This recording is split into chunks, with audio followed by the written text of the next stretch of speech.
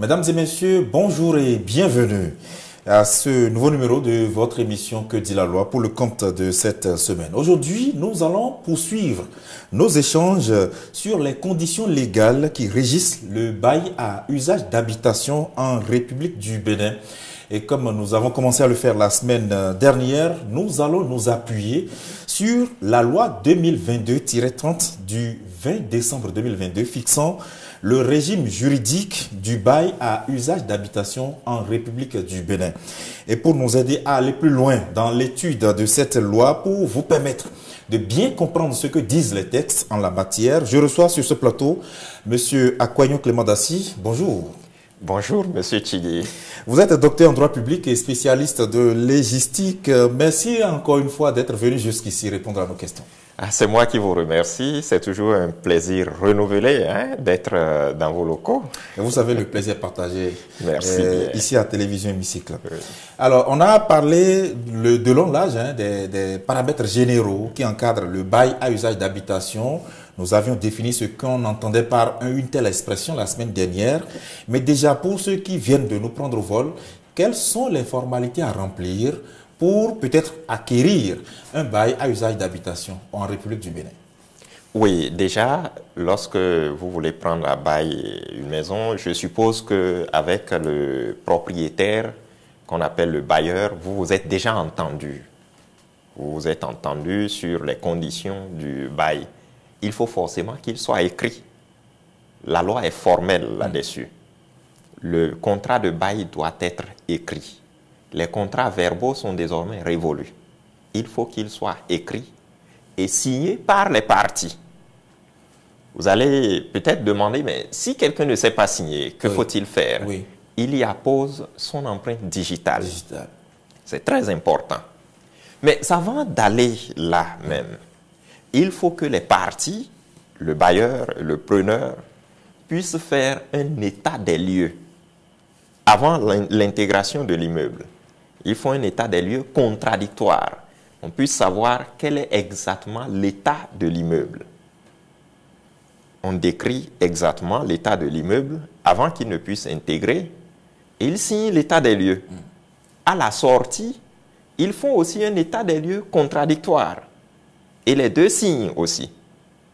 Ça permet de savoir si le locataire avait pu tenir l'immeuble en bon père de famille, en bon état. Et ils peuvent le faire sous la forme d'un atsoussin privé. Ils le font eux-mêmes et ils signent. Comme ils peuvent faire appel à un huissier de justice, c'est ce que la loi a prévu, un huissier qui fait l'état des lieux, mais contradictoire. Ils doivent être présents pour qu'ils puissent s'accorder sur voilà, ce qui est constaté. Et ils visent tous l'état des lieux que l'huissier a fait ou qu'eux-mêmes ils ont eu à faire. Mais lorsque le contrat est signé, il faut absolument qu'ils fassent enregistrer le contrat. Ils doivent le faire enregistrer au service des impôts. C'est très important. C'est ça. Parce que tout contrat conclu entre des privés ou entre parties, normalement, doit faire l'objet d'enregistrement au service des impôts, sauf si la loi a prévu une exemption en cette matière. Mais en ce qui concerne les baux, les contrats de bail à usage d'habitation, la loi n'a pas exclu. De sorte que ceux qui concluent un contrat de bail à usage d'habitation doivent forcément le faire enregistrer. Au service des impôts. Oui. Alors justement, lorsque par exemple je prends à bail une maison et que je suis donc en location, c'est évident que à la fin de chaque mois, je puisse verser un montant qu'on appelle le loyer. Est-ce que le propriétaire d'une maison, le bailleur, peut fixer librement le montant de son loyer? Non. En principe, non.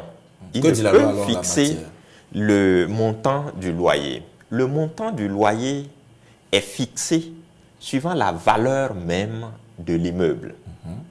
Il est fixé à 8% de la valeur réelle de l'immeuble. La valeur, qu'entend-on par valeur déjà? Est-ce que c'est... Oui.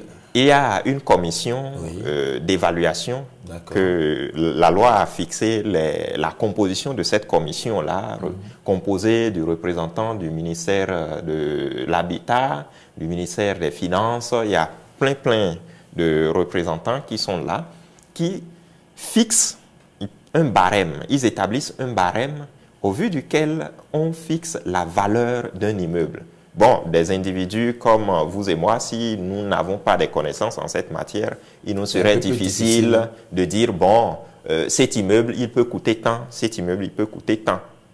Il y a quand même des connaisseurs en cette matière et suivant ce barème-là, on peut dire, bon, voilà, l'immeuble entier coûte peut-être 8 millions. Oui. C'est un exemple que je prends. Absolument. Mais la loi prévoit que cette valeur-là, le loyer ne peut pas aller au-delà, ne peut excéder 8% de la valeur réelle de cet immeuble. Et ça, c'est le loyer annuel, ça. Annuel. Annuel. D'accord. Il ne peut excéder 8% de la valeur de l'immeuble. Et dès qu'on fixe ce montant, il faudra le fractionner en 12 pour pouvoir connaître le montant mensuel. Vous voyez que le propriétaire ou le bailleur ne peut plus librement fixer le montant du loyer. Mais est-ce que vous pensez qu'aujourd'hui, les conditions de prise peut-être d'une maison à bail ou les conditions dans lesquelles les gens vont en location, est-ce que vous avez l'impression que cet esprit, cette lettre de la loi est vraiment constatée sur le terrain, par exemple? Non, pas obligatoirement. Mais c'est soit par mauvaise foi ou par ignorance des textes. D'accord. Parce qu'il peut y avoir des bailleurs qui ont pris connaissance de ce texte, mais qui délibérément ne le respectent pas. Alors, dans ce cas, si moi, le preneur, par exemple, oui. Je me base sur mon intuition pour estimer que un logement dont on me dit que le loyer annuel vaut tel montant et j'estime que la valeur de l'immeuble n'atteindrait pas cela, qu'est-ce que je fais? Est-ce que je peux saisir des juridictions pour Bien sûr. Lorsque les négociations n'aboutissent pas, vous pouvez saisir le président du tribunal compétent, c'est-à-dire le président du tribunal du lieu de situation de l'immeuble, pour qu'il puisse véritablement vous départager sur la question. Bien évidemment, les experts en la matière seront appelés à faire le travail et vous dire, bon, voilà ce que coûte l'immeuble, et voilà ce que doit coûter au maximum le loyer. Le loyer. Oui. D'accord. Et comment se fait ou comment doit se faire le paiement du loyer au vu des tests? Oui, en principe, avant l'échéance prévue pour le paiement du premier loyer, le propriétaire, il fait un décompte de ce que doit comporter le loyer, et les éléments qui constituent le loyer et arrêter le montant global de ce loyer. Mais dans cette logique-là, on voit que c'est le loyer annuel. C'est le loyer annuel, puisque la loi prévoit que au 1er janvier de chaque année, ou dans le mois de janvier de chaque année, on renouvelle, ce décompte est renouvelé et que le locataire donnera son avis ou il peut contester ce décompte-là. Mais généralement, cela n'est pas respecté. Cela n'est pas respecté. Mais quoi qu'il en soit, le loyer doit être payé au domicile du bailleur. C'est ce que le législateur a prévu.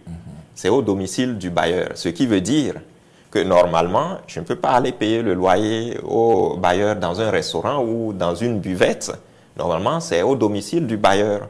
Est-ce que la loi prescrit ça? La loi a prescrit, mais la loi n'a pas fait une interdiction formelle d'autres endroits. D'autres endroits, non. Elle a clairement prescrit que c'est au domicile du bailleur que le loyer doit être payé ou chez son représentant dûment mandaté. Parce que vous avez, par exemple, des bailleurs qui prennent des agents immobiliers pour gérer les questions Parce que peut-être ne résidant pas sur le territoire. Sur le territoire, voilà. Donc, c'est chez le représentant. Il y a aussi le fait que aujourd'hui, avec les facilités que nous avons à payer à distance, les transferts d'argent et autres, on peut le faire, puisque le législateur a prévu par tout autre moyen. Mais cela doit être inclus dans le contrat. Ils doivent préciser cela dans le contrat. Pour que ce soit vraiment clair. Pour que ce soit clair.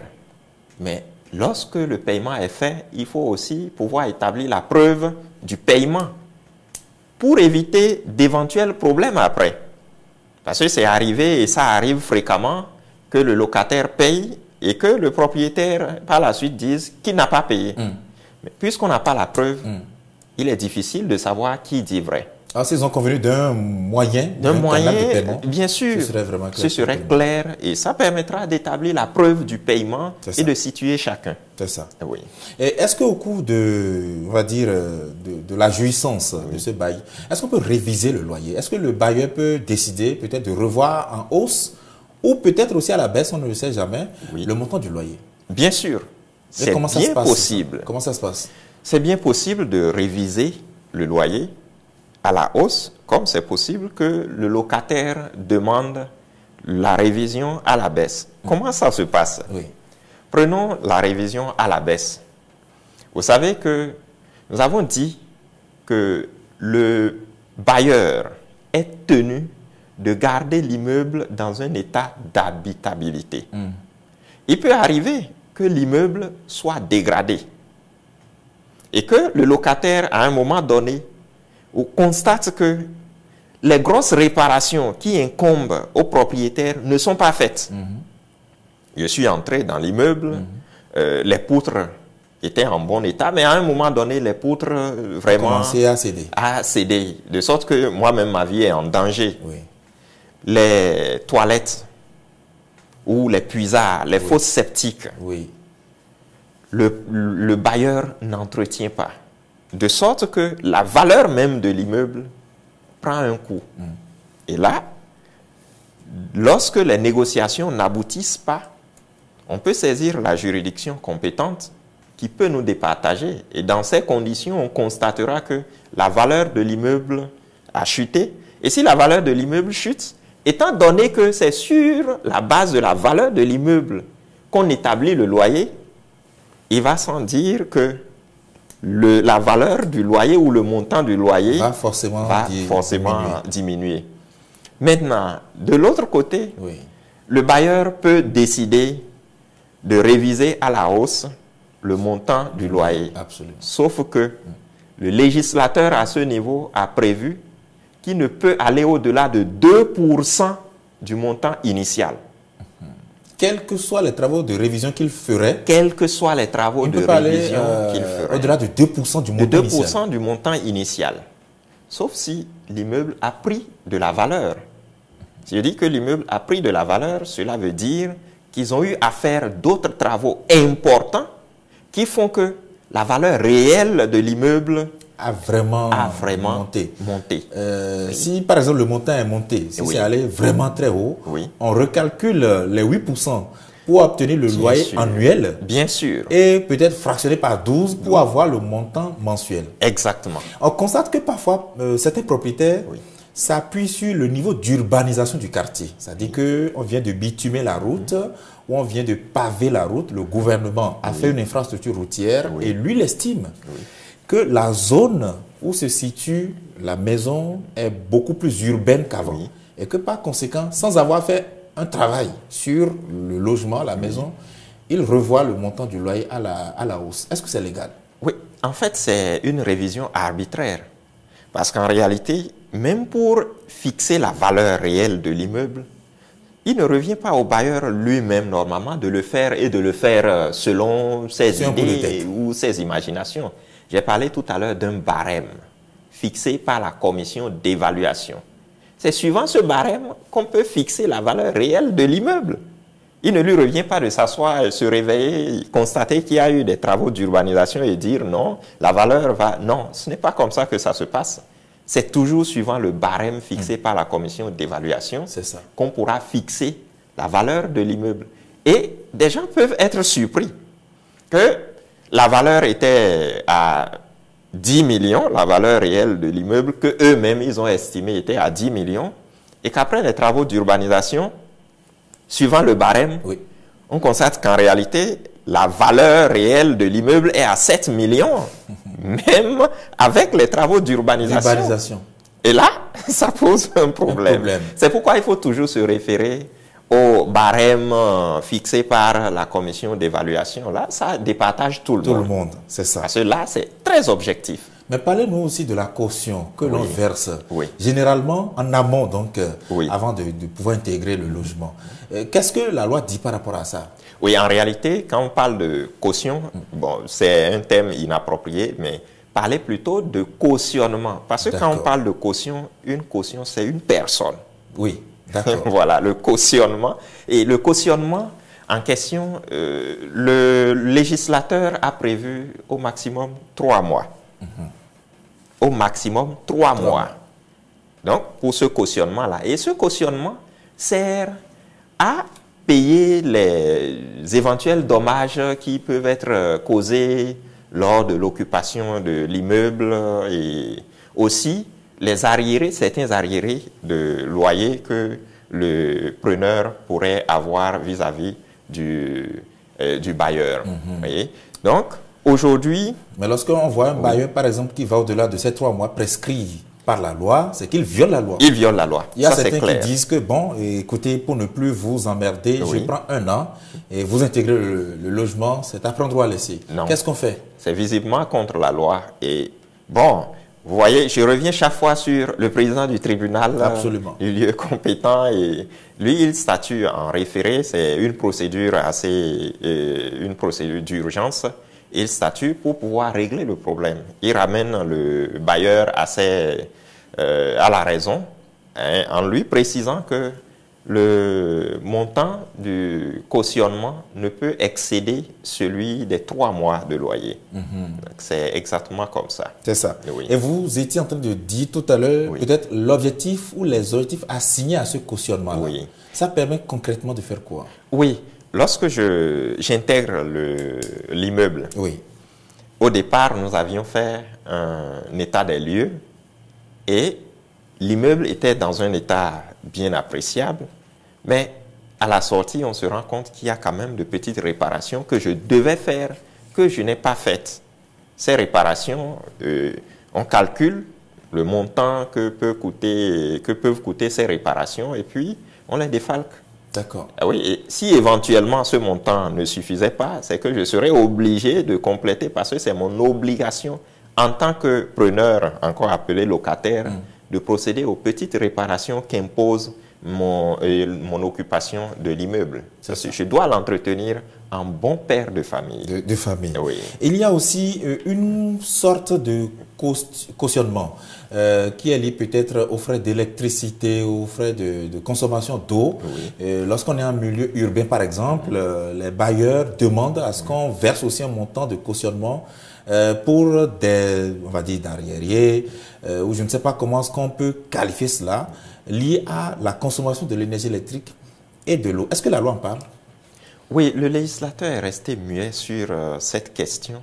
Il est resté muet sur cette question, de sorte que cela revient là à la convention des parties, hein, aux bailleurs et aux preneurs de pouvoir fixer, voilà, de s'entendre pour fixer ce montant-là et aussi les modalités de paiement de ces montants-là. D'accord. Donc, le législateur est resté muet sur la question. Oui. Est-ce qu'il y a une durée prescrite de façon impérative à la durée du contrat de bail? Non, il n'y a pas une durée prescrite, sauf que le législateur prévoit que le bail doit être à durée déterminée. Les parties doivent s'entendre sur la durée. C'est 1 an, c'est 2 ans, c'est 3 ans. Sauf qu'arrivé au terme de cette durée, les parties doivent renouveler le bail. Ils doivent le renouveler. Bon, ils peuvent prescrire dans les clauses que le bail est par tacite reconduction. Il peut être reconduit de façon tacite. Lorsqu'on arrive à terme et que nous n'avons pas rompu, c'est qu'on considère que le bail est d'office. Mais il faut que ce soit précisé en amont. Bien sûr, il faut que cela soit précisé en amont. Dans le contrat. Le contrat. Oui, sinon il n'y a pas une durée fixée comme par exemple dans les bails amphithéotiques où il faut au minimum 18 ans et au maximum 99 ans, ou les bails à construction ou bails à plantation où il faut au maximum 40 ans. Non, pour le bail à usage d'habitation, cette durée n'est pas précisée. Le législateur s'est juste contenté de dire que c'est à durée déterminée. Déterminée. Il revient aux parties de fixer la durée. Alors, docteur Clément Daci, Oui. une autre question liée au montant qu'on verse en amont, Oui. une autre sorte de cautionnement qui peut-être, je vais prendre votre avis Oui. sur cet aspect, semble marcher aussi en marge de la loi. Oui. Les agents immobiliers ou certains qui peut-être se proclament démarcheurs, d'ailleurs ils exercent en tant que tels, qui sont des médiateurs entre le preneur et le bailleur, puisque c'est par eux que vous arrivez à contacter le bailleur et qui exigent, avant que vous puissiez intégrer le logement, que vous puissiez leur verser à eux en termes de commission ou de rétribution ou de paiement, un montant équivalent à 1 mois de loyer. Est-ce que ça c'est légal? Oui, le législateur l'a prévu. D'accord. Et si l'occasion nous permet de revenir revenir un sur peu. la profession d'agent immobilier, nous allons en parler. D'accord. Nous allons en parler. Mais là, il revient à celui qui a demandé, celui qui a eu recours à l'agent immobilier de payer. Si c'est le bailleur qui a eu recours à l'agent immobilier, c'est à lui de payer. C'est à lui de payer. Si c'est le preneur qui a eu recours à l'agent immobilier, c'est à lui de payer. Maintenant, si ce sont les parties qui sont entrées en contact et que l'agent immobilier n'a fait que les mettre en contact, parce que ça arrive, il ne fait que les mettre en contact, le législateur a prévu qu'en réalité, c'est la moitié du montant d'un équivalent à 1 mois de loyer qu'il doit percevoir. Nous y reviendrons de façon plus ample lorsque dans nos prochaines émissions, puisque nous allons aussi parler des agents immobiliers. Nous verrons un peu comment la loi encadre l'exercice de cette profession avec d'autres questions afférentes à ça. On va peut-être inviter les téléspectateurs à rester avec nous, justement pour y arriver. Il y a aussi certaines autres questions. Par exemple, est-ce qu'on peut transférer le bail? Oui, bien sûr. Le bail peut être transféré. C'est-à-dire, je suis dans un immeuble et bon, je décide de partir ou que c'est le décès ou alors c'est un abandon de famille, bon, en quelque sorte. Le bail est transféré à mes descendants ou mes ascendants peut-être, à mon conjoint, dans ces conditions-là. Il continue le bail. Il ne signe pas un autre contrat de bail. Il continue le bail, mais il respecte les clauses du bail. Initialement prévues. Ça, c'est une sorte de transfert de bail. Ça veut dire que lorsque, par exemple, un bailleur décède et que ses enfants prennent d'office la conduite, on va dire, de ce bail, ils ne peuvent pas trouver précipitamment que le montant était peut-être trop bas et décider de revoir ça à la hausse ou changer d'autres clauses du contrat. Ce n'est pas permis. Non, ils continuent le bail, sauf que ils peuvent arriver à une révision, puisque la révision est possible. La révision du contrat de bail est bien possible, dans des conditions fixées. Nous en avons parlé tout à l'heure. La révision est possible. Comme le preneur habituel, le preneur principal, pouvait demander la révision. Mais il faut que ce soit à un moment donné qu'il puisse demander la révision du contrat. Donc, c'est cela. C'est un peu ça. Est-ce que le locataire, lui, le preneur dont on a parlé, peut céder le bail à une autre personne? C'est bien possible. Et comment ça se passe? Il peut céder le bail à une autre personne. Mais c'est toujours sur le consentement du bailleur. Ah bon? Bien sûr. C'est sur le consentement du bailleur. Je suis dans un immeuble. Je suis peut-être fonctionnaire, je suis venu et en plein milieu de l'année, j'ai reçu une affectation, je dois aller ailleurs. Je peux céder le bail, c'est-à-dire je trouve quelqu'un qui veut intégrer l'immeuble, je lui cède mon bail. Ce que je devais payer ou ce que j'avais déjà payé, il peut me rembourser pour occuper l'immeuble. À ma place, il occupe l'immeuble et continue le contrat avec le bailleur. Mais il faut que le bailleur donne son consentement de façon expresse et même écrite, qu'il puisse donner son consentement avant que je ne puisse céder le bail. Et s'il dit non? Le bail. S'il dit non, c'est qu'il n'y a pas de cession. D'accord. Oui. il doit formellement donner son accord avant qu'il n'y ait cession. D'accord. Voilà. Ça veut dire que le contrat reste le même. Et si le preneur change de tête et que le bail continue quand même, on va dire, son séjour, d'accord? Oui. On va dire sa durée de vie, j'allais dire. Et que le preneur change. Oui. Le contrat reste le même. Oui, le contrat reste le même, sauf que les parties ne sont plus les mêmes. Oui, d'accord. Voilà, le preneur a changé. Oui. Ce n'est plus le même preneur, mais c'est toujours le même bailleur. Très bien. Voilà. Vous avez donné le cas d'une maison où il y a plusieurs locataires. Oui. Est-ce que ces locataires peuvent interchanger leur chambre dans la même maison? C'est bien possible. C'est bien possible. Sauf que il faut que ce soit toujours sur la même parcelle. Parce qu'il y a des propriétaires, des bailleurs qui ont plusieurs maisons dans la même ville. Oui. Il a 2 maisons dans tel quartier, 3 maisons dans tel autre quartier, mais dans ces conditions, l'échange ne peut pas se faire selon les termes de la loi. C'est qu'il faut que ce soit sur la même parcelle. Peut-être qu'il y a une chambre ou un appartement de 4 pièces, un autre appartement de 2 pièces. Moi, j'ai une famille plus nombreuse.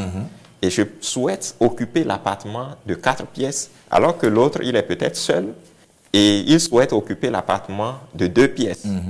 Nous sommes dans la même maison. Et la maison appartient au même propriétaire, au même bailleur. Voilà. Nous pouvons véritablement faire un changement d'immeuble ou un changement d'appartement. C'est bien possible. Sauf que celui qui prend le nouvel appartement est obligé de se conformer aux clauses du contrat lié à ce bail-là. Quelqu'un qui prend un appartement de 4 pièces ne paiera pas le même loyer que celui qui prend l'appartement de 2 pièces. Voilà. Et pour finir cette émission, est-ce que le locataire peut sous-louer le local à un autre locataire encore ou à une autre personne? C'est bien possible. C'est bien possible de sous-louer l'appartement, sauf que lorsque moi, je suis locataire et que je décide de sous-louer l'immeuble à quelqu'un, je ne peux pas sous-louer à une valeur supérieure à celle à laquelle moi, j'ai loué. J'ai pris... On peut louer une maison et la relouer? Oui. J'ai pris l'immeuble... C'est possible. J'ai pris l'immeuble à 100 000 francs. Oui. Je veux le louer à quelqu'un d'autre. Oui. Je ne peux pas le louer à plus de 100 000 francs. C'est ce que le législateur a prévu. Sauf si, et là il y a encore un sauf, sauf si j'ai meublé l'immeuble et je l'ai bien meublé. Et là, le législateur a été clair. Si je l'ai bien meublé, je peux sous-louer à une valeur supérieure à celle à laquelle moi, je l'ai prise à bail, mais cette valeur ne peut pas excéder 10% du montant initial. De la location. Bien sûr. C'est ce que le législateur a prévu pour bien encadrer les choses. Sinon, vous verrez des locataires plus riches que le bailleur. Voilà. Justement. Donc, le législateur a bien voulu quand même encadrer pour que les bailleurs puissent jouir de leur immeuble et que les preneurs qu'on appelle locataires puissent quand même avoir une certaine aisance dans un contrat de bail. C'est ça. Et nous voici donc au terme du temps imparti à cette émission. Et on ne le dira jamais assez, les questions liées au bail à usage d'habitation sont tellement étendues, sont vastes, avec beaucoup de contenu d'implication, au point où on ne saurait les évacuer en 26 minutes. C'est le deuxième numéro lié à cette thématique, mais ce n'est pas le dernier. Merci à vous, Dr Clément Dassy, puisqu'on y reviendra avec d'autres implications dans ce domaine. Merci d'avoir été sur ce plateau. Merci, c'est moi qui vous remercie. Et je ne cesserai aussi de vous remercier, vous, chers téléspectateurs, qui nous êtes restés fidèles tout au long de ce programme. Merci de continuer à regarder nos programmes, justement, nos émissions. Que dit la loi vous revient la semaine prochaine.